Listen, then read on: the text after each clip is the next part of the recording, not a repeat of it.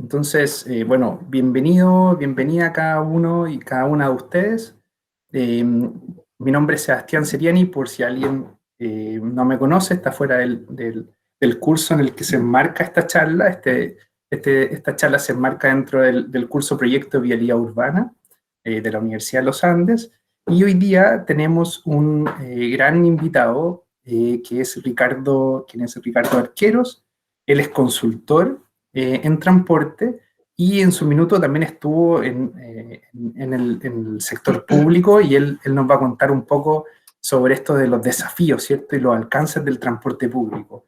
Algo que está muy en boga hoy en día. Tenemos como a nivel de contexto el servicio de Transantiago, ahora red, ¿cierto? A nivel de Santiago. También está todo el desafío en otras regiones. Y también otras cosas, ¿cierto? Tenemos metro, tenemos otro transporte público más alternativo que se va empujando, ¿cierto? En la ciudad. Tenemos los teleféricos, ¿cierto? El tranvía, y varios alcaldes empiezan a proponer proyectos. Hay muchas cosas que se pueden ir conversando detrás, y hoy día Ricardo nos va a contar un poco de su experiencia, nos va a ir abriendo un poco esa mente de su alcance, y cómo a él le ha tocado desde su mirada estos desafíos, ¿cierto? Y hasta dónde podemos llegar, ¿cierto? Con proyectos de transporte público. Así que bienvenido, Ricardo. Gracias por esta oportunidad. Y la idea que vamos a tener es que Ricardo va a presentar, vamos a hacerle preguntas durante la presentación. Si es que hay algo puntual, yo las voy registrando en el chat o a viva voz. Y si no, también vamos a tener al final de la presentación un tiempo para preguntas y comentarios. ¿Ya? Así que, Ricardo, adelante nomás. Ya, pues. Hola, buenas tardes a todas y todos. Voy a activar acá la presentación. Me avisan si queda Yo te voy avisando también. a la vista.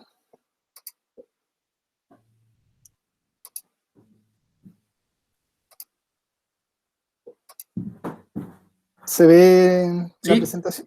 Se ve muy bien. Y se te escucha muy bien también. Así que Perfecto. todo bien. Muchas gracias. Bueno, también gracias por la oportunidad de contarle un poquito de mi experiencia. Y contarle, bueno, que dividió la presentación en 4 puntos. Y la primera, que es la introducción, es más bien atajar algunas expectativas. Después vamos a hablar de los alcances del transporte público, el plan maestro y sus desafíos. Y si nos da el tiempo, para contarle un poquito de la trastienda, del quehacer, un poco con más detalle en el aparato público. Como decía, la introducción tiene la lógica más bien de atajar expectativas, porque yo les voy a hablar de un lugar, desde la experiencia que he tenido en una institución que ha sido el Transantiago o de TPM, que la materia en la que yo me estuve involucrando mayormente tiene que ver con infraestructura, y que la fecha de los antecedentes que van a ver son hasta el año 2018, y son más bien excusas para ir comentándole respecto de infraestructura y de transporte público. Entonces, teniendo en cuenta estas como limitaciones de antecedentes, puedan entender lo que yo les voy a ir contando a lo largo de la presentación. Primero, respecto del alcance, me gustaría hacerles ver que hay en el Transantiago, el de TPM o ahora Red, pero en la región metropolitana, hay un alcance institucional, primero que nada, y que viene gatillado por algunos instructivos presidenciales. Hay uno del 2003 y otro del 2015, que le dan forma a la institución que se llama Directorio de Transporte Público Metropolitano, y que le da las orientaciones de su quehacer, ¿cierto? Que es mejorar el transporte público, fortalecer la integración modal, proveer y gestionar infraestructura, entre otros temas. Complementariamente, cuando se requirió subsidio para el transporte público, se generó la ley 20.378, que si bien está orientada al subsidio, en la lógica que tiene que ver con infraestructura, también hay un artículo que indica que para poder invertir en infraestructura se requiere un plan maestro, y ese plan maestro tiene que estar aprobado por diversos actores que son los ministros que están listados ahí, ¿cierto? El de Hacienda, Obras Públicas, Vivienda y Urbanismo, Desarrollo Social, obviamente el de Transporte y Telecomunicaciones, y el intendente regional. Y eso da origen entonces, o es el gran paraguas para tener un plan que va delineando el quehacer en infraestructura del transporte público en la región metropolitana. A la derecha, ¿por qué puse dos figuras, digamos? La primera es porque habla del primer plan maestro que solo tenía 3 programas, y el programa que se supone que se está cerrando ahora, porque ya estamos en el 2021, se amplió a 5 programas. Más adelante voy a explicar un poco más en detalle el plan maestro. Pero aquí ya empieza uno a generarse ciertas preguntas, ¿cierto? De quién debería, por ejemplo, depender el directorio de transporte público metropolitano. Las voy dejando como inquietudes para que ustedes vayan un poco pensando, digamos, qué hay detrás de todo esto. También hay un alcance territorial. El Transantiago parte, y hasta el día de hoy se mantiene, en un territorio delimitado por la provincia de Santiago, al que se le suman las comunas de San Bernardo y Puente Alto. Entonces también claramente sale la pregunta de si se deberían sumar otras comunas. También me gustaría solo mencionarles que hay alcances técnicos y normativos que cuando uno se empieza a involucrar con estas materias, pasan por un montón de leyes, ordenanzas e instrumentos técnicos que cuando uno quiere empezar a tomar decisiones o acciones, debe tener claro que existen e idealmente conocer al menos aquellas partes que van a ser relevantes para el quehacer.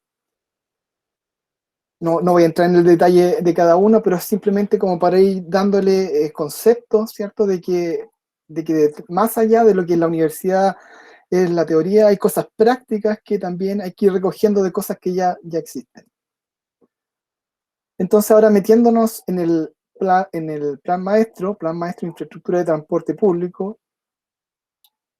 también vamos a ir vislumbrando también algunos desafíos en forma paralela.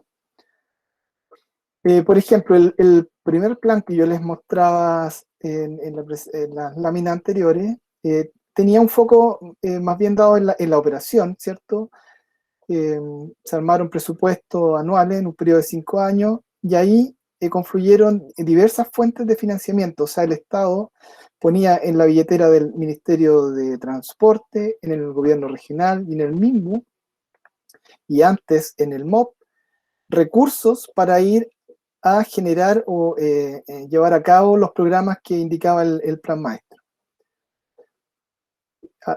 Abajo siguen estando los 3 programas que contiene el primer plan maestro, el programa 1 que es de paraderos y zonas pagas, el programa 2 tenía que ver con medidas de gestión y conservación, y el programa 3 con los corredores de buses.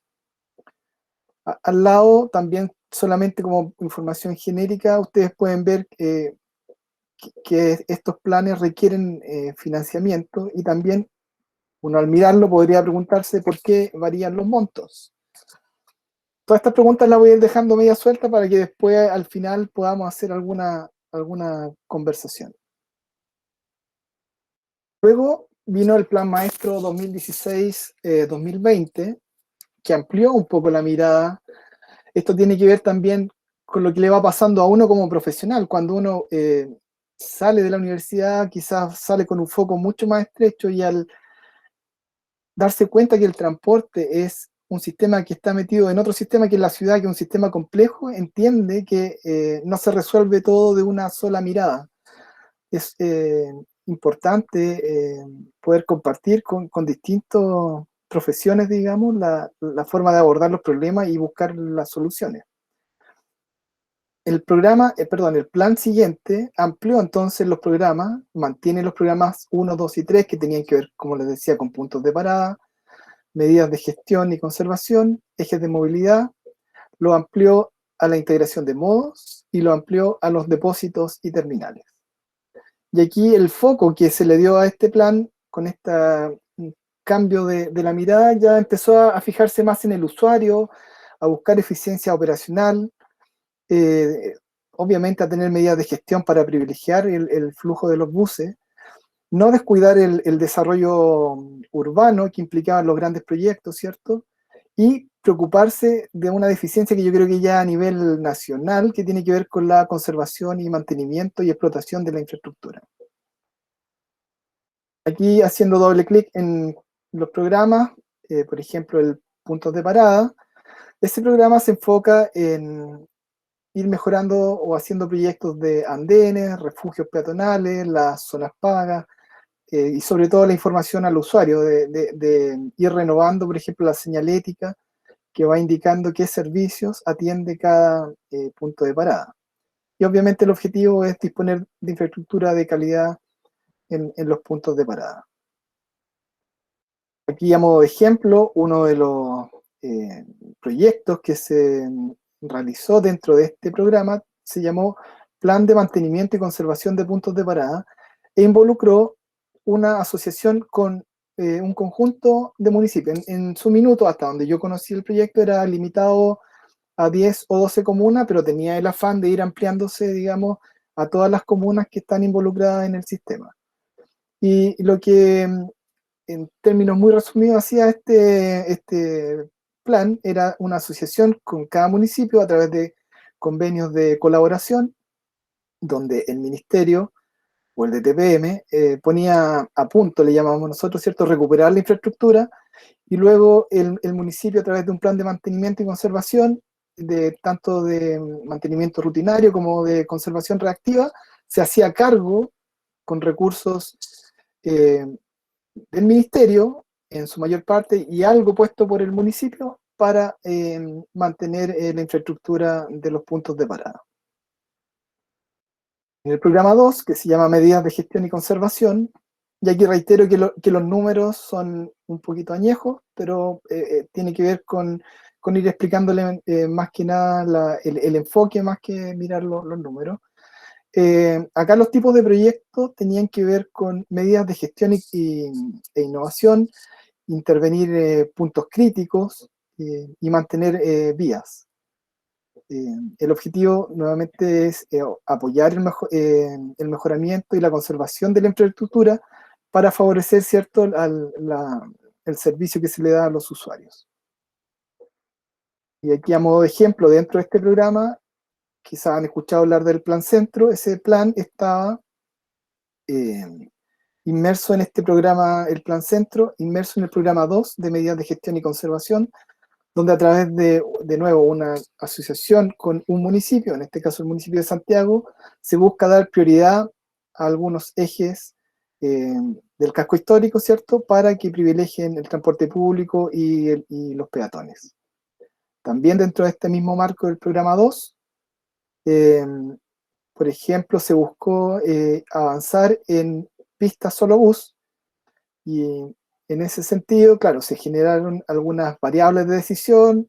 Con esas variables se escogieron algunos ejes y se fueron a implementar nuevas pistas solo bus, que esta administración ha seguido en esa línea, y yo creo que ya se ha superado largamente, digamos, el número que estoy mostrando ahí.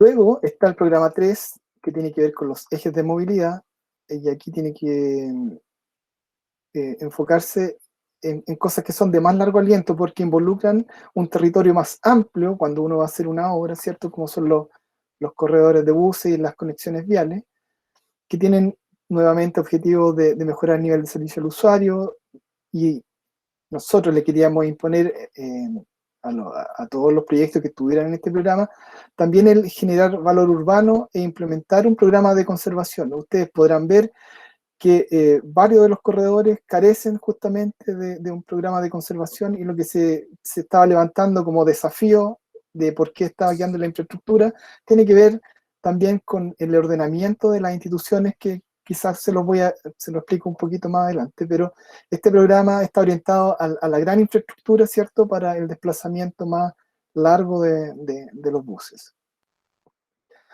En su minuto tuvimos como visión objetivo, ¿cierto?, en la ciudad, un conjunto de ejes de movilidad que sumaban alrededor de 400 kilómetros que estuvieron divididos casi como líneas de metro, digamos. Esto fue imagen objetivo. Esto, francamente, no era parte del plan maestro, pero era lo que le daba sustento en parte, digamos, al programa de los ejes de movilidad. Luego, como les decía, se sumaron dos programas que a mi juicio son bien relevantes cuando uno está inmerso en una ciudad como la de Santiago, porque se requiere la integración modal, se requiere que los diversos modos puedan confluir y ser optimizados en su uso. Y ahí, más que el de TPM, incluso diría yo a través del ministerio, la SECTRA tenía mesas de intermodalidad, ya se vislumbraba. Nosotros como consultores también estamos trabajando, de hecho, en un manual, digamos, que tiene que ver, ahora el nombre es Intercambiadores, donde se busca que los distintos modos que se encuentran en la ciudad se puedan articular de una mejor manera. Ese era como el foco y el objetivo de este nuevo programa que incluye el Plan Maestro 2016-2020. Es solamente para decirle que dentro del DTPM había la visión de ciertos puntos donde se notaba que había una necesidad de una mejora de la articulación de los distintos modos.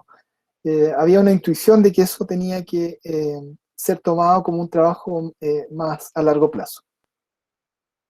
Finalmente, el programa 5, Depósitos y Terminales, tiene que ver ya casi más que con la infraestructura, con el modelo de negocio, y que ahora con la licitación nueva que lleva el ministerio, yo creo que harto se ha hablado de que quedaba un poco coartado el ministerio al no tener posesión de los terrenos donde estaban los depósitos y terminales. Entonces también se tuvo la visión de que para que el sistema no tuviera ciertas barreras de entrada o poder darle cierta homogeneidad a esta infraestructura, incluso también para las necesidades que por mucho tiempo salió en la prensa de los trabajadores que no tenían ni baño. Entonces fueron todos gatillantes para incluir este programa dentro del plan maestro.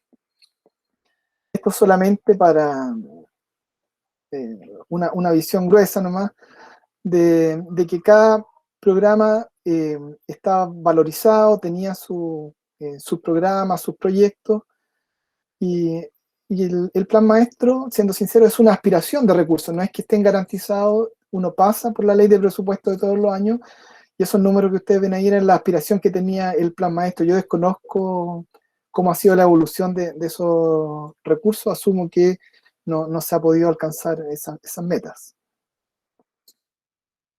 Ahora, enfocándonos un poquito más en los desafíos que le he ido relatando a través del plan maestro, lo primero que salta es que aquí se requiere una integración de políticas públicas, porque son muchos los actores que tienen relación con la ciudad, más que con el transporte, con la ciudad y obviamente con el transporte, que requieren inversión pública, que requieren metodologías de evaluación. Ahí hay un gran tema a seguir desarrollando y revisando. Obviamente todo lo que tenga que ver con el desarrollo urbano y la movilidad son temas que desafían eh, a los organismos, al Estado, digamos, para poder ir haciéndolo de mejor manera.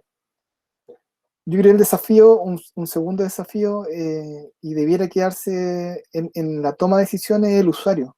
El usuario siempre debiera estar detrás de las decisiones que se van tomando en el ámbito de infraestructura, y que ha sido un poco lo que pasó desde el Plan Maestro 1 al 2, que yo les decía que se ampliaba un poco la mirada y tenía que ver también con eso.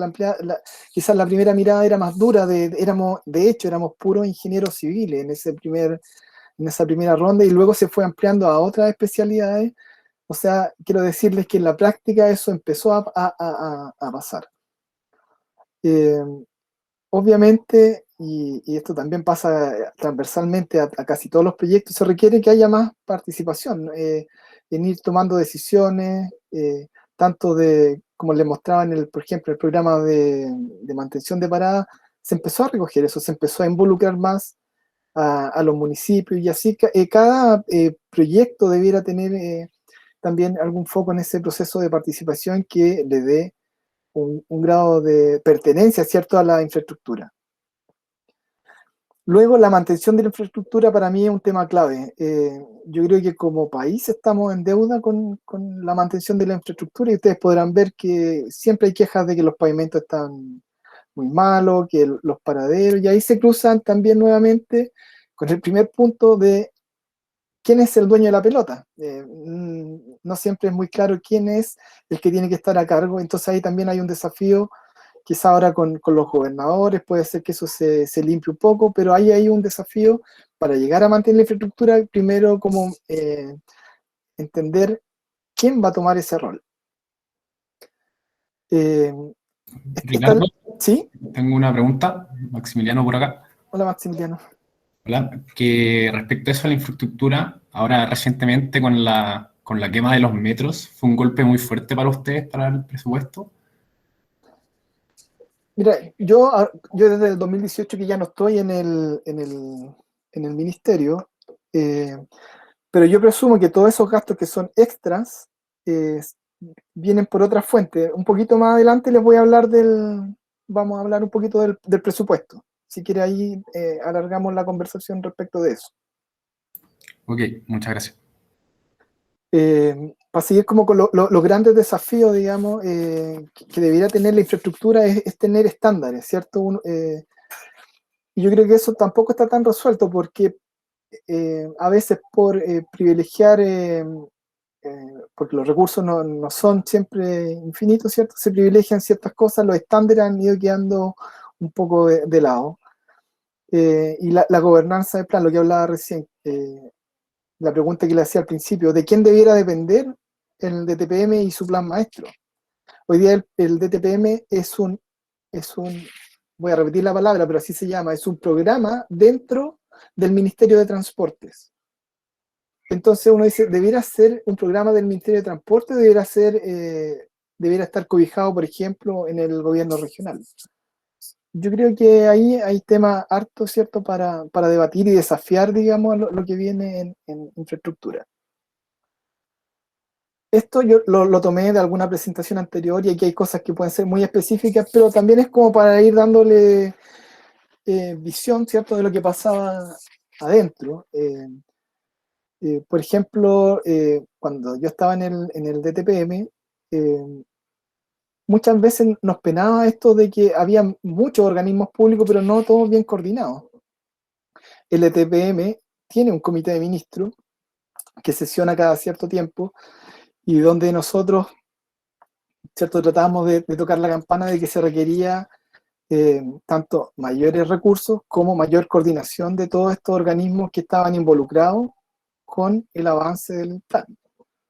Habían oportunidades también, por ejemplo, concesiones, en algún minuto, bueno, de hecho no lo mencioné, pero al inicio del Transantiago, antes de los planes maestros, Concesiones estuvo involucrado como unidad ejecutora y ellos implementaron lo que son las estaciones de transbordo, estos famosos paraderos como grandes, ¿cierto?, que están en la Alameda y varios otros puntos. Eso era infraestructura concesionada, lo mismo que el corredor Santa Rosa y el corredor Suiza-Las Rejas. Pero a partir de ahí, como de esa hebra, yo creo que había algo más que empezar a hacer, de cómo esa organización que podía concesionar y podía hacer explotación debiera ampliarse para poder lograr ese efecto, digamos, en toda la infraestructura de la ciudad. Bueno, hay cosas muy de detalle en esta presentación que a lo mejor en su minuto eran más adecuadas. Por ejemplo, en algún minuto se estuvieron desarrollando bases de licitación para por ejemplo, explotar el corredor Independencia que se ha puesto en marcha hace poco. Yo no sé si eso tuvo avance o no. Ricardo, una pregunta. ¿Sí? Con respecto al presupuesto, ¿ustedes tienen considerada la evasión o la asumen como pérdida? ¿Cómo lo trabajan eso? Mira, lo involucro con lo que les decía al principio. Mi caja, digamos, donde yo estaba metido era infraestructura. Como decía más, como dije en la respuesta anterior, déjenme, porque hay unas láminas más adelante donde vamos a hablar un poquito de los recursos. Ya, perfecto. ¿Sí? Por ejemplo, con el metro. Metro para nosotros era un gran desafío, porque, y no por pelar, pero ellos funcionaban como una empresa que cuidaba sus recursos. Entonces, Metro se preocupaba de lo que pasaba del muro hacia adentro, de la puerta de la estación hacia adentro.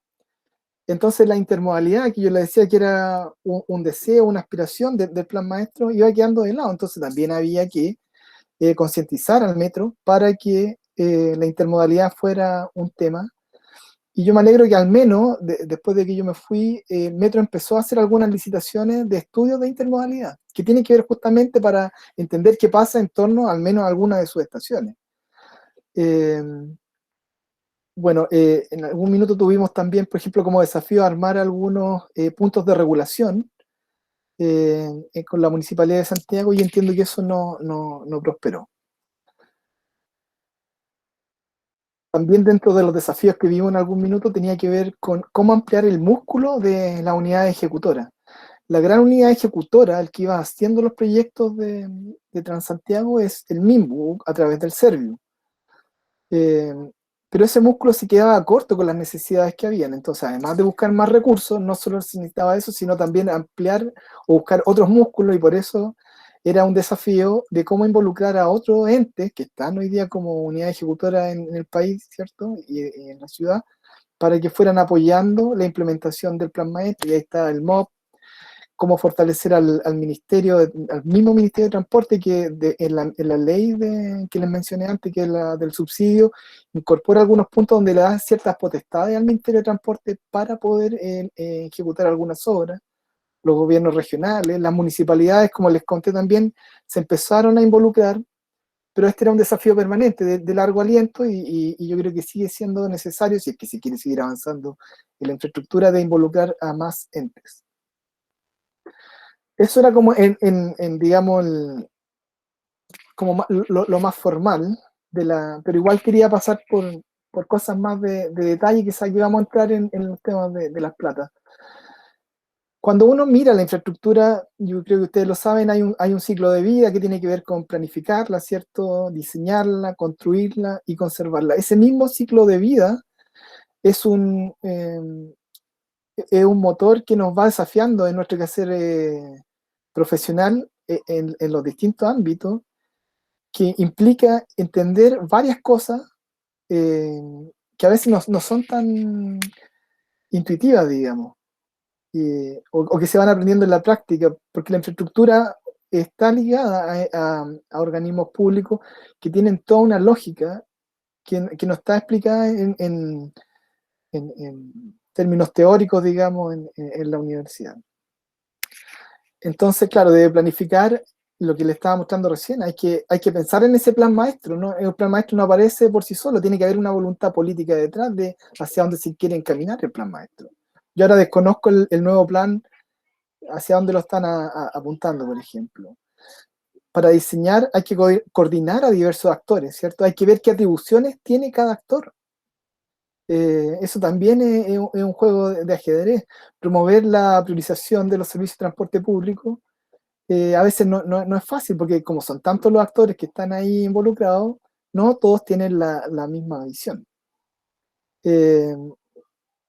Es un desafío para el que está en el núcleo más central, digamos, mirando cómo avanza el plan maestro en la construcción. Recién les mencionaba que la idea era involucrar a más actores, pero no es involucrarlo y dejarlo solo. Siempre tiene que haber una línea, una directriz, y ese es un desafío para el equipo que está en el centro, digamos, hacia dónde quiere llevar la infraestructura. Y para mí, claramente, la conservación, ya lo he reiterado, es un gran tema que debiera ser discutido en profundidad, porque si bien al DTPM se le daban algunos recursos, eran extremadamente insuficientes para poder conservar la infraestructura que ya se había ido sumando a lo largo de los años. Mirando un poco el quehacer táctico de este grupo más interno del DTPM, le tocaba, y se los comento solamente para que vayan viendo qué otras cosas, más allá de la teoría de la universidad, hay que empezar a abrir la mente, digamos. Por ejemplo, elaborar bases para contratar servicios. Es algo que uno tiene que hacer. Tiene que ponerse a escribir qué es lo que quiere, ¿cierto? Si quiere un estudio de ingeniería, ¿qué voy a pedir a ese estudio de ingeniería? cuáles van a ser las entregas, en qué plazo, eh, ya sea para diseño o también asesorías para inspeccionar obras. eh, También tienes que elaborar bases de todo tipo para la conservación, y la construcción también tiene que estar detrás, porque por más que tú digas ya, esto lo va a construir el MOB, la lógica del transporte, de la operación en la ciudad, yo creo que es algo que estamos al debe todavía, y que los que tienen más conciencia tienen que estar detrás, no se pueden dejar solas, y tienen que estar involucrados, ¿cierto?, en esa etapa, incluso desde la construcción de las bases. Lo mismo que cuando uno hace los convenios mandatos, porque como el organismo que hoy día estaba llevando los recursos, que era el Ministerio de Transporte, obviamente no podía hacer solo, por lo que le he dejado ver que tiene que involucrarse con otros organismos, tiene que empezar, para hacer una formalidad en esa relación, elaborar convenios mandatos. Bueno, obviamente administrar los recursos, eso significa que año a año te llegan recursos y tienes que tener relativamente claro cuáles son tus prioridades dentro de tu plan. Hay un desafío también permanente, que es la coordinación con la unidad ejecutora. Insisto, no se podía dejar solo a una unidad ejecutora, porque otra, no sé, por poner el caso del Servio, el Servio, antes del Transantiago, sus obras no eran de la magnitud que fueron con los corredores de buses.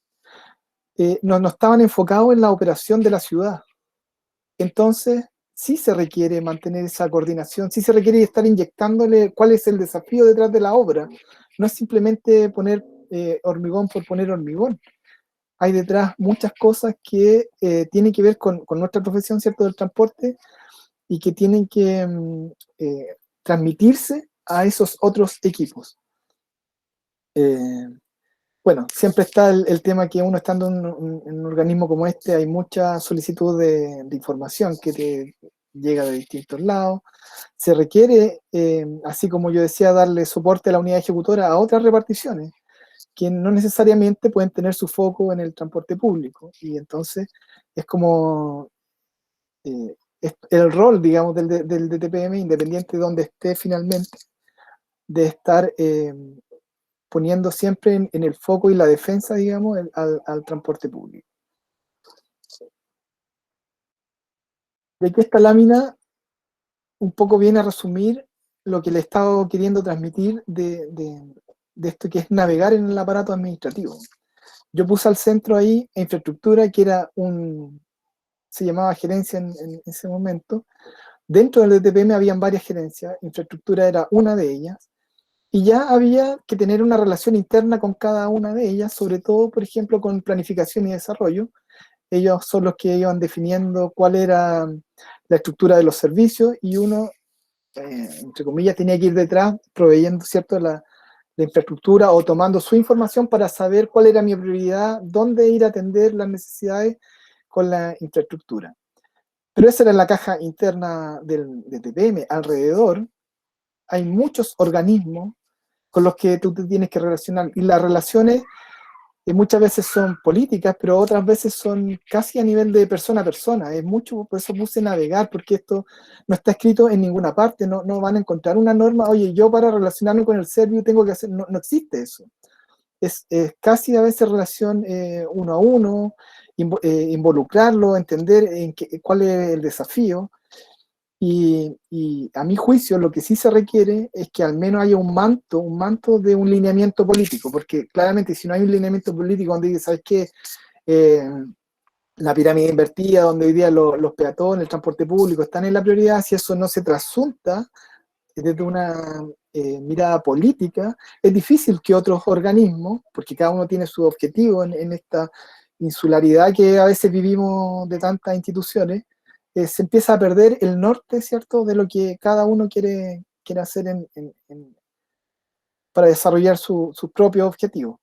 Y aquí, como para contarles, ¿no? Por ejemplo, yo ahí puse una caja de clientes, porque nos llegan evidentemente requerimientos, obviamente de los usuarios, de la ciudadanía, pero también de los mismos operadores de buses, de los municipios, de los diputados, de la academia, de la prensa. Yo creo que hay mucho más personas o gente que a partir de la ley de transparencia, sobre todo, que te va pidiendo información. Uno se tiene que relacionar, por ejemplo, con lo que les señalaba antes, esto de ir haciendo bases, licitando, tiene que relacionarse con la Contraloría. Eh, También les comentaba que el ETPM es un programa del ministerio, entonces somos parte del ministerio y también tenemos que organizarnos con ellos. Por ejemplo, cuando queríamos hacer las pistas solo U, no lo hacíamos solo, teníamos que ir con fiscalización de la mano. ¿Se dan cuenta? Entonces, o con normas, y así, o con la serie de transporte, se empiezan a multiplicar las relaciones y las necesidades de coordinación. Con el Serviu, o el mismo, para qué decir, el MOP. Cuando uno evaluaba los proyectos, el Sistema Nacional de Inversión era muy relevante, ¿cierto? Entender la administración territorial. Cuando yo voy a hacer un corredor que pasa por 5 comunas, ¿cómo lo hago? ¿Lo cito todos juntos? ¿Lo cito de a uno? ¿Cierto? Son todos desafíos que te empiezan a llevar más allá de la frontera de lo que es ser ingeniero de transporte.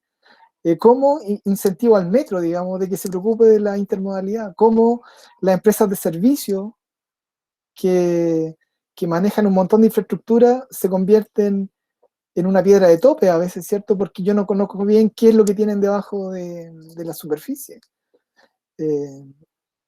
Bueno, y obviamente los contratistas, uno para cada uno de los servicios o cosas que va queriendo hacer va buscando apoyo, ¿cierto? En asesores, empresas constructoras, empresas consultoras.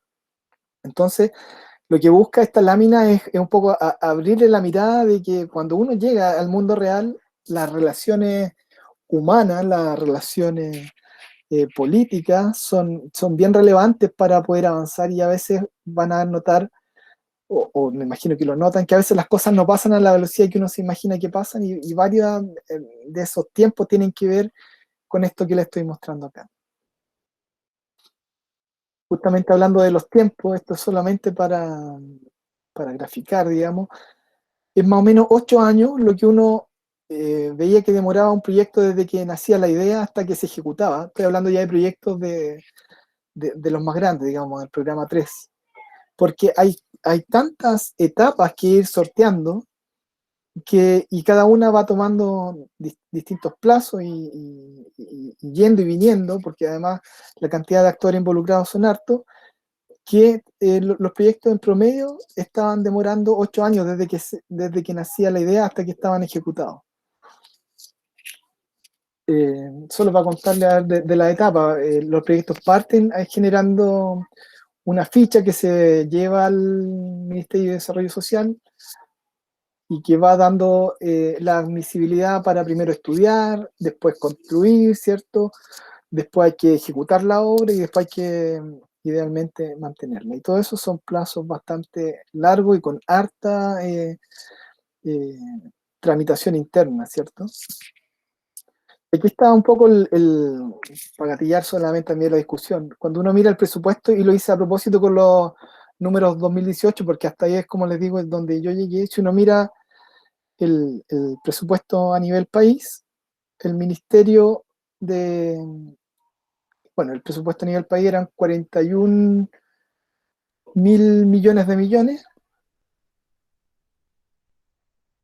El Ministerio de Transporte de ese universo tiene el 2,34%, o sea, casi 1 millón de millones. Y si uno le hace doble clic al Ministerio de Transporte, aquí tiene que ver con lo que me preguntaban del Transantiago, y hay que hacer la diferencia. El subsidio, que es lo que tiene que ver con los pagos a los operadores, es un saco mucho más grande que a donde dice Transantiago, que es la parte que uno podría pensar que se va a la infraestructura. Yo le estoy hablando desde el mundo de la infraestructura, que era el saco más chico, ¿cierto? El que dice Transantiago. Ese que dice Transantiago es el 5,74% del universo anterior. Entonces ahí van viendo cómo se va achicando el saco. Si uno compara lo anterior con esto, en infraestructura en realidad la inversión no es tan cuantiosa respecto de lo que hay involucrado en la operación. Eso es lo que tenía para contarlo. Obviamente quedo abierto para que ahora podamos discutir o profundizar las preguntas que ya me habían formulado. Muchas gracias, Ricardo, por la presentación y por esa seguidilla de preguntas que ibas lanzando, que estaban súper buenas. Iban abriendo un poco también las ganas de preguntarte harto. Así que yo tengo hartas comentarios y preguntas, pero quiero dejar espacio por si alguien más se entusiasma ahí. Bueno, en el chat, Agustín Santamaría, no sé si todavía sigue conectado, pero él hablaba, por ejemplo, de cómo la infraestructura vial se ve afectada del punto de vista de que, claro, si aumento la infraestructura, puedo mejorar incluso la velocidad de los buses, por ejemplo, y cómo eso iba mejorando, y me imagino también expandiendo un poco esa pregunta de la relación entre infraestructura vial y velocidad de los buses, cómo ustedes también podían de alguna forma, claro, ir mostrando estos estudios, ir justificando que era necesario esto, y tal vez esto permitía recaudar más fondos, como mostrando también un poco conectando con la última parte de la presentación. Tal vez por ahí podríamos partir si es que no hay más preguntas por el momento, pero de repente si quieres comentar algo de eso. Sí, mira, nosotros teníamos la convicción de que había que mejorar la velocidad de operación del transporte público porque se da ese círculo virtuoso, mayor velocidad, mayor oferta, ¿cierto? Pero nos encontramos con la piedra de tope que las metodologías de evaluación, si tú deterioras el transporte privado, ahí no, si te vas por digamos, la metodología tradicional, cuesta mostrar los beneficios. Entonces, lo que fue pasando en la práctica, que fueron más bien decisiones políticas de ir instalando infraestructura de pistas solo bus, digamos, que favorezcan al transporte público. Pero yo no creo que sean erradas, sino más bien yo creo que había que, y ahí es justamente un desafío de cómo la política que uno intuye que iba bien se robustece con metodologías de evaluación que le den cierto el sustento a esa infraestructura. Buen punto, Ricardo. Mira, aquí también a través del chat, Isabel te pregunta un poco más personal, dice, me da curiosidad saber cuál ha sido el proyecto más desafiante que has tenido que participar en. Yo creo que fue, bueno, los corredores de buses que están en el programa 3 eran de los más desafiantes, y particularmente yo me acuerdo del corredor Vicuña Maquena, porque partimos quizá un poco ilusamente con una propuesta que le llamábamos unitaria, porque ahí empezamos a robarle conceptos a los arquitectos, que era una propuesta unitaria, en el sentido de que resolvía todo con una infraestructura que si tú lo miras desde helicóptero se veía todo uniforme. Pero cuando fuimos hablando municipio por municipio, nos empezaron a poner trabas. Entonces al final lo que terminamos haciendo fue construir un corredor que quedémonos con el centro, que los buses pudieran tener el paso fluido, los paraderos, y ya todo lo demás que tenía que ver con paisajismo, con luminaria, eso que en algún momento era como objetivo de que se viera como uniforme, lo dejamos de lado porque empezamos a tener justamente las trabas, las peticiones de cada municipio. Y si ustedes se dan cuenta, Vicuña Maquena es límite comunal entre el poniente y el oriente, y muchas veces van a encontrar, si solo cruzando la calle, van a encontrar definiciones geométricas, definiciones de infraestructura distintas. Y ahí hubo un desafío porque hubo que ir a pulso, digamos, municipio por municipio, y municipio por municipio significa ir trabajando con los profesionales de cada municipio, y eso no se hace en una reunión. Entonces ahí hubo, yo diría, un gran desafío, porque eran 5 municipios involucrados, cada uno pidiendo además,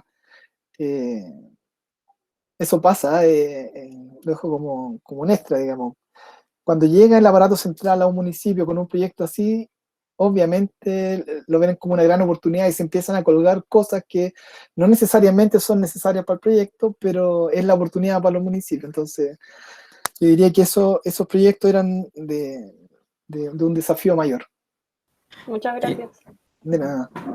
Qué importante eso, y también me imagino también ahí el desafío de poder unificar visiones de ciudad también. Porque me imagino ahí la presión un poco también del municipio. Un municipio quería una cosa y tal vez el que sigue quería otra, y se empieza a apretar el proyecto, ¿no? Por eso te decía que al final dijimos concentrémonos en lo que es nuestro mínimo minimorum, que es que el corredor tenga las pistas de los buses y los paraderos, digamos. Eso obviamente no se podía transar, porque si no ya no era un corredor de buses. Claro, y ahí a veces, muchas veces, uno tenía que subir a golpear más arriba, pedir al ministro que hablara con el alcalde, ¿cierto? Entonces, son cosas que yo encuentro una lástima que tengan que ir por ese carril, porque esto debería ser más bien de otro corte, digamos, debería ser más obedecer a una política de ciudad, y por eso preguntaba de quién debiera depender el DTPM, si quizás tuviera, por ejemplo, hoy día, en la realidad de hoy, en el gobierno regional, quizás sería más fácil ir resolviendo ese tipo de conflictos. Ahí también, Ricardo, te pregunta Tomás, ¿de qué otra forma se puede recolectar financiamiento? ¿Es solo a través del Estado propiamente tal? ¿O de alguna forma se puede buscar de otros lados también? Porque veíamos justamente en la última parte de la presentación cómo se reduce tanto, ¿cierto? Pareciera ser que el gran presupuesto va incluso a operación, que paliera un poco la tarifa, ¿cierto? Sí, ¿Pero qué pasa con la infraestructura al final? Estuvimos tratando de empujar el carro también un poco con intuición, porque era otra institución que era la de concesiones, porque concesiones ya había puesto una pata en el sistema, como les dije, a través de la construcción y la explotación de 2 corredores y de las estaciones de transbordo. En general las concesiones son pagadas, si uno mira la autopista, las paga el usuario. Acá no podía darse esa lógica y la pagaba igualmente el Estado a través de cuotas que pagaba a través del mismo. Era bien rara la figura porque la concesión era el MOP, pero las cuotas las pagaba el mismo. Pero más allá de esos enredos administrativos, nosotros creíamos que sí, la infraestructura de autopistas, porque iban a quedar una vez que se cierra no sé si ustedes lo saben, pero las concesiones nunca se pueden terminar por la ley, digamos. Entonces se tienen que relicitar, y dado que la infraestructura ya estaba construida, lo que nosotros decíamos, aprovechemos que ya está construida, no bajemos tanto la cuota que llega del mundo privado, digamos, y que esa plata fuera a potenciar proyectos de infraestructura pública. Pero eso era como bien teórico, nunca lo profundizamos, pero yo intuyo que si uno quiere construir una ciudad más equitativa debiera ir por ahí, digamos, que otros modos pudieran sustentar y recoger, o aportar recursos para los modos que obviamente el transporte público no nos va a pagar. Ilusamente yo creo que al principio también se pensaba que a partir de la tarifa se iba a pagar la infraestructura, y fue todo lo contrario, ¿cierto? O sea, hubo que subvencionar ahí. Entonces, lo que a mí se me ocurre, que desde las concesiones de autopista o de ese nivel debiera, mirando la ciudad nuevamente, no mirando isla por isla, mirando la ciudad, debiera uno decir, ¿sabes que aquí se están generando recursos y queremos que la ciudad mejore en este aspecto? Llevémoslos para allá. Es lo que yo creo que debiera pasar, digamos. Ahí también, tal vez una mirada, tal vez más expandiendo un poco esa idea del financiamiento, una mirada que algunos académicos, incluso algunos políticos sustentan, es este Transantiago a tarifa cero, ¿cierto? Esa idea de que se podría buscar tal vez financiamiento a través de un impuesto que lo pagara tal vez el empleador o tal vez de alguna otra forma, como este símil de que cuando yo vivo en un edificio pago gastos comunes independiente que uso o no el servicio de ascensor. También hay una mirada, tal vez, otra forma también de verlo, y un poco también apunta a lo que tú dices, Ricardo, buscar otras maneras de llegar. Ahora, ojo, que nosotros éramos, entre comillas, el hermano pobre, porque todo eso que tú estás hablando tiene que ver con ir quitando el subsidio a la tarifa. Entonces, recién ahí pensarían en infraestructura. Claro. Mira, ahí también, por ejemplo, Yanine te hace una pregunta de cómo poder abarcar otras zonas, ¿cierto?, de la región metropolitana. Y ella, por ejemplo, vive para el sector de Chicureo y Colina, y dice, claro, que allá está un sistema de servicio de transporte público interurbano, pero claro, siempre está capacidad, no hay buenas conexiones. Entendemos que está este terminal de interconexión ahí en el sector norte, cerca de la carretera San Martín, esa que con Vespucio hay cierta idea de intermodalidad ahí, pero cómo se va conectando, ¿cierto?, con esto del plan maestro. Me imagino también ahí esos desafíos de la intermodalidad y de poder incluir a otras comunas, ¿cierto? Qué buen desafío eso, el transporte. Me imagino lo mismo pasa para Melipilla, Talagante, otros sectores de Santiago que también están cerca relativamente y podrían incluir servicios para esas zonas. absolutamente. Yo creo que siempre hubo y creo que todavía las hay, esa demanda de justamente todo lo que está alrededor de las comunas, de que lo sumen. Yo creo que esa presión va a ser permanente y va a terminar pasando que en algún minuto, cuando se reformule todo el sistema, van a ser parte integrada. Y para paliar esa integración, claro, se apostó por los trenes, ¿cierto? Que efectivamente salen de este círculo que yo les mostraba al principio. Pero claro, la integración es hasta la estación del metro de tren que está más allá, pero no integra toda la superficie. No, efectivamente yo creo que hay un desafío y que tiene un corte más político que técnico. Ya. Tú lo ves más como, no por un desafío claro, de técnico como de la ruta o del tipo de bus, sino que más bien una cuestión de que hay que unificar probablemente tarifa y hay que poner las lucas ahí supuestamente, Claro. o una decisión más política que va. Es que justamente hay que asumir ahí. yo creo que el freno para no sumarlo, es lo que yo creo, no era mi mundo, pero lo que yo creo es que sumar a esas otras comunas era evidentemente ampliar el subsidio. Y ahí se generaba todo el problema, pero si se entiende que el subsidio o se busca un subsidio que sea el óptimo, y ahí ya son gente que tiene que mirarlo con esa lógica y estudiarlo súper bien, que saca el subsidio óptimo, debieran terminar sumando a estas otras localidades que están en el borde. Mira, qué interesante todo eso. Claro, ahí da para una buena discusión ahí el tema de financiamiento también y cómo se va integrando. Y aquí, mira, Enrique también te hace otra pregunta.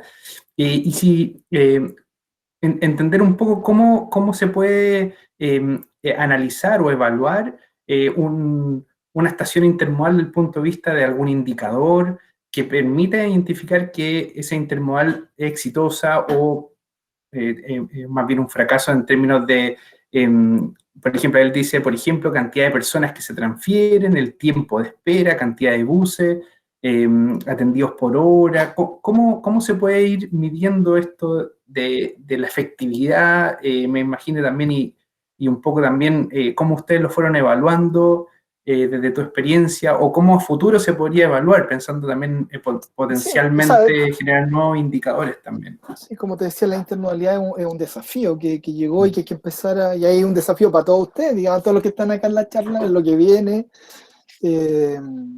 No está todo escrito, digamos, ahí hay espacio justamente para poner la creatividad al servicio. Para nosotros era una intuición de que eso tenía que sumarse, ¿cierto?, la intermodalidad. Pero yo creo que hoy día el Ministerio lo que ha logrado avanzar a través de la mesa de intermodalidad y en lo que yo he estado involucrado tiene que ver hoy día, por ejemplo, con un manual de diseño. Y justamente quedó fuera del alcance, y no sé, había otro estudio que yo no lo he visto en detalle, que era una cuestión de una mirada más estratégica, pero creo que todavía lo que está penando, o lo que está faltando para la intermodalidad es establecer un modelo de negocio, justamente para saber si, así como el transporte público, los buses, la operación requiere subsidio, ¿cuál es el subsidio que debiera tener una intermodal?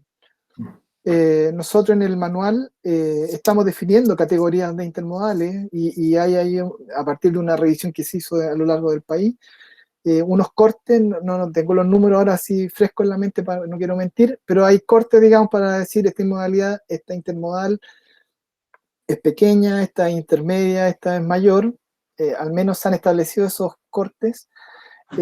Pero lo que tiene que ver con el modelo de negocio propiamente tal, sigue siendo un desafío. De hecho, nosotros lo dijimos en el alcance de ese manual, no podíamos llegar a abarcar aquello porque no. Yo creo que son estudios que implican modelación, otras cosas que no están a nuestro alcance, pero hay que resolver también. Yo creo que esa pregunta que estaban diciendo es súper relevante para no tampoco caer en la tentación de la intermodalidad por la intermodalidad, ¿cierto? No es llegar y empezar a repartir intermodales porque es la moda, ¿no? Pero efectivamente siempre, como buen ingeniero me parece, hay que poner indicadores que te digan si estás más o menos correcto en lo que estás haciendo. Si bien las políticas definen ciertos nortes, uno tiene que ir como técnico dando respuestas, ¿cierto? Con ciertas medidas que avalen lo que se está haciendo. Y quería, Ricardo, por mientras que se suman más preguntas, si es que alguien tiene, la puede ir haciendo por chat o a viva voz, puede decirlas nomás. quería aprovechar el contexto histórico en el que estamos viviendo con esto de la redacción de la nueva Constitución y preguntarte a tu parecer, DTPM debiera seguir como está, debiera entenderse tal vez el transporte público como un derecho, en el sentido tal vez del derecho a la movilidad, el derecho a la ciudad, esto que tú hablabas como esta ciudad que dentro de este sistema tiene el transporte y lo acoge y se va integrando de diferentes zonas, diferentes complejidades territoriales, todo este mapa administrativo que tú decías que está detrás, que va más allá del financiamiento, es como una situación ya más bien de poner el foco en el usuario, como tú decías, como recogiendo todas estas cosas que nos ibas presentando, y que pareciera ser que no tiene mucho sentido, pareciera ser que los proyectos duraran tal vez, bueno, estos grandes proyectos, 8 años, cuando la necesidad la tenemos hoy día, ¿cierto? Entonces, empiezan a mezclarse tantos temas y pareciera ser que hay que ponerle más énfasis a esto, pareciera ser que necesitamos tener una definición como más unificada de qué es lo que es tal vez el transporte público, y por eso te quería preguntar, ¿cómo lo ves tú en este nuevo contexto que estamos? ¿Qué visión tendrías desde tu experiencia? Sí, yo creo que el transporte público es una necesidad vital, digamos, de las ciudades. Es como las venas por donde corre la sangre, ¿cierto? El transporte público y le da la vitalidad a la ciudad. Pero antes de eso, yo diría que la mirada de esta reestructuración, haciendo, ¿cierto?, que tú mencionas de la nueva Constitución, debiera llevarnos a mirar primero el territorio.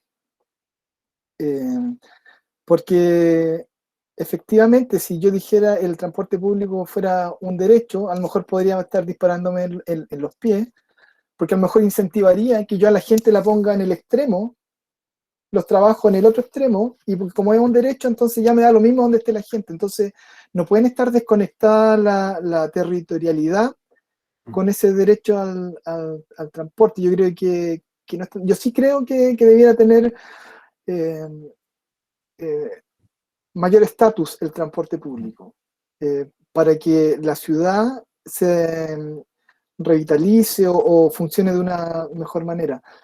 Pero no está la solución solo ahí, porque si dejas de mirar el tablero donde estás puesto, puede ser un poco tramposo. A veces pasa lo mismo, yo siempre decía con las evaluaciones. Yo encuentro que las evaluaciones, ya esto es súper a título personal, a veces son bien tramposas, porque yo para poder hacer un corredor o otros que quieren hacer una carretera, es súper conveniente que la gente duerma en un extremo y que trabaje en el otro, porque tengo más flujo de gente moviéndose de un lado a otro. Pero ¿es eso lo que queremos para la ciudad? Entonces, y lo vuelvo a involucrar con las miradas amplias. No puede ser que solo lo miremos como ingeniería de mover gente o cosas. Entonces sí, creo que el transporte tiene que subir de pelo, digamos, pero no está desanclado de otras relaciones súper importantes. Súper buen punto, gracias Ricardo. Y una última pregunta tenemos, ya estamos llegando al tiempo, no sé si alguien más se anima, tenemos espacio para una última pregunta. Igual, respecto a lo último que dijo Ricardo, igual encuentro complicado eso porque Santiago ya como creció como una ciudad segregada donde la gente, bueno, por así decirlo, con menos oportunidades, no sé, está ubicada en la periferia de la ciudad, pero la cosa ya está así, entonces no entiendo muy bien, al final hay que desplazar a esa gente y no... No, pero lo que yo pensaba, obviamente estamos en un pie forzado, ¿cierto? Lo que dices tú es súper razonable, la ciudad ya está más o menos de una forma, pero si uno podría poner incentivos, no sé, a lo mejor el mismo aparato público podría, o otros tipos de negocios que sean de oficina, podrían poner incentivos, no sé, acercar trabajos, ¿cierto? A esos lugares donde la gente se desplace menos. Yo a veces me imaginaba, suponte, ponerle un indicador a cada empresa, un indicador que tenga que ver con cuánto viaja su gente, la gente que trabaja en la empresa. Y casi que sea como un sello de calidad aquellos que hagan que su gente se desplace menos. Entonces a lo mejor vas poniendo incentivos. Yo no digo que que vamos a traer a toda la gente para un lado. No, no, pero a lo mejor hay que poner incentivos de cómo van relocalizando ciertas actividades en la ciudad, y claramente eso sí que si eran largos los proyectos de infraestructura, imagino que tener esas políticas de uso de suelo deben ser más largas todavía. Eso yo lo digo mirando como del dolor que me tocó ver a mí el transporte público, seguramente es algo súper difícil de implementar. Muchas gracias por la respuesta. Bueno, Sí. ¿te puedo hacer otra pregunta un poco Dale nomás, Maximiliano. más específica? Sí, claro. En temas, por ejemplo, el tema de los torniquetes que pusieron en las micro, y que tú encuentras que fue una buena medida. Por ejemplo, no sé si ustedes cuando hicieron el corredor de Vicuña Maquena, los paraderos son zonas pagas, la mayoría, no sé cómo están.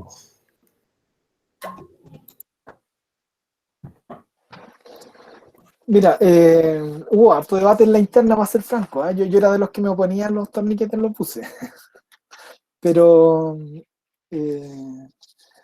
claro, a veces vienen las decisiones ya desde arriba, y uno, en los que no estamos de acuerdo, nos vamos quedando más callados nomás, pero fue una política, digamos, la evasión era un tema tan importante mediáticamente, y que, claro, se optó por una solución que parecía un poco, al final para mí, ineficiente o dañina, porque cuando uno declaraba en su plan, porque esto no estaba en el plan maestro, si te das cuenta, mi foco era el plan maestro, y uno estaba declarando que el foco era el usuario.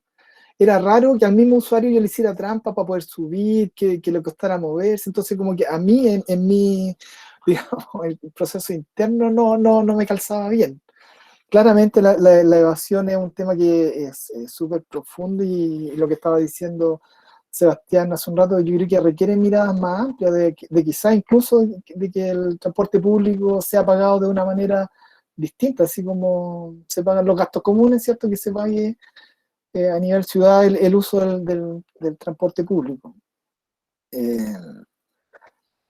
Claramente, eliminando el pago en los buses, claro, hay un montón de infraestructura que deja de ser necesaria. Zonas pagas, los torniquetes, sería todo más limpio, tiene sus beneficios. A mí me gusta, yo no lo he estudiado con números, solo lo digo desde como de la guata, por decirlo así. A mí me gusta esa idea de que el transporte público pueda ser usado más libremente y pagado, obviamente, desde otro lugar. Muchas gracias, Ricardo. Yo creo que estamos llegando me encantaría seguir conversando, encuentro el tema da para harto.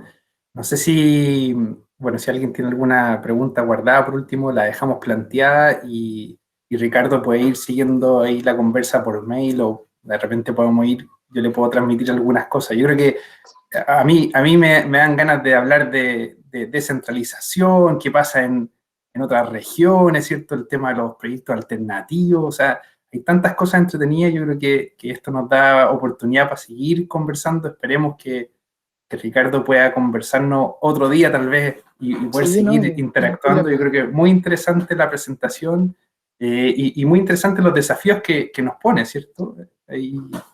Así que muchas gracias, Ricardo. Sí, ahora vuelvo a la introducción, y para que se den cuenta que esto era con ciertas limitaciones. Yo fui un funcionario, ¿cierto?, del ETPM, vi una parte de todo el mapa, y a partir de eso yo le estoy transmitiendo lo que sé o lo que alcancé a ver. Pero claramente hay muchas otras cosas donde profundizar, conocer, así que más bien el incentivo para eso, de que se den cuenta que hay mucho más allá de lo que uno parte viendo en la universidad y de lo que logra ver en el desarrollo de la profesión. Absolutamente. Así que si quieren hacer otra ronda, yo encantado. Y yo valoro mucho eso también, que para que le quede a quienes están participando en esta charla, eso de que el ingeniero no solamente es técnico, ¿cierto? Yo creo que eso también queda muy plasmado en la presentación, y que tiene que ir desarrollando musculatura, ¿cierto? Para ir desafiándose, ¿cierto? Ir evolucionando a medida que avanza tal vez los proyectos, ¿cierto? Eso que va el ciclo de vida, tanto personal como del mismo proyecto, va generando que se enfrente la experiencia, ¿cierto? Y va generando los desafíos de comunicar efectivamente, liderazgo, otras cualidades que son necesarias para el desarrollo profesional. Así que yo creo que eso también se recoge también, Ricardo, así que muchas gracias por esa experiencia. Encantado, así que si quieren hacer otra ronda después, ahí nos coordinamos, tú me cuentas. Me parece genial. Sí, cualquier duda, comentario me la pueden hacer llegar a mí también al mail. Les dejo el mail acá en el chat, el mío si quieren, y